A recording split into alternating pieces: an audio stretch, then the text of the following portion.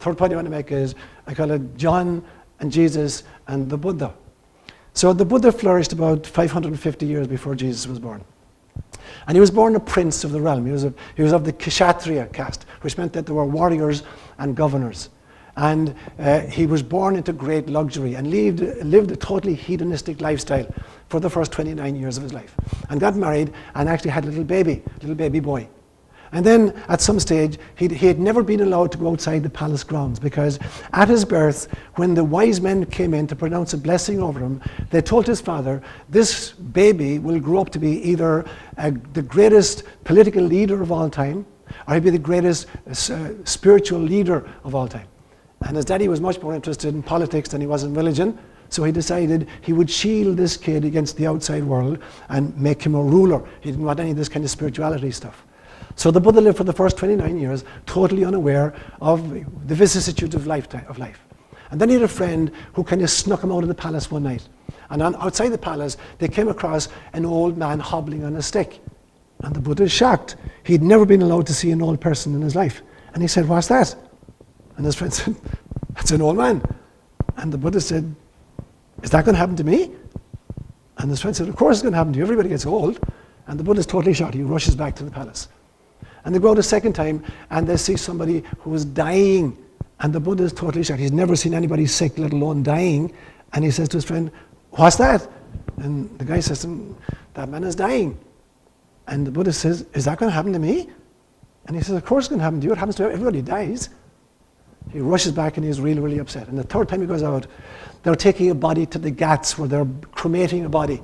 And this is just too much altogether. And the Buddha says to his friend, what is that?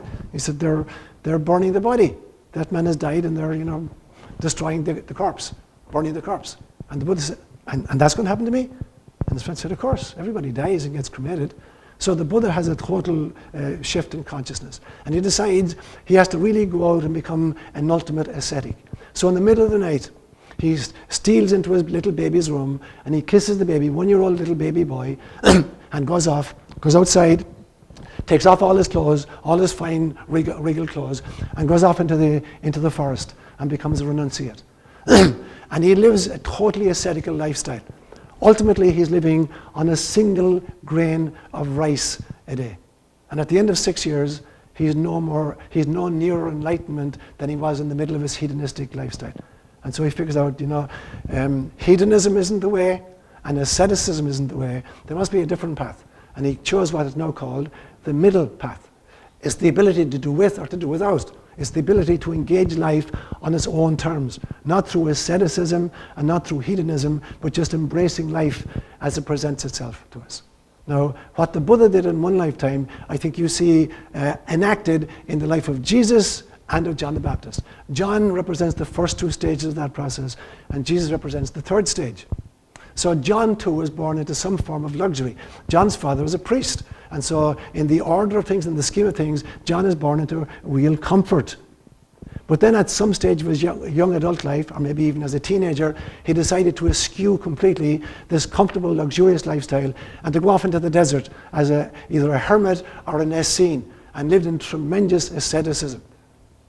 And then Jesus comes, and so John represents the first two stages of the Buddha, the hedonistic stage and the ascetical stage, but none of those get him into the kingdom of heaven. And then Jesus comes, and Jesus finds the middle way. And that's the whole point of the story he tells. He said, how can I compare John the Baptist and myself?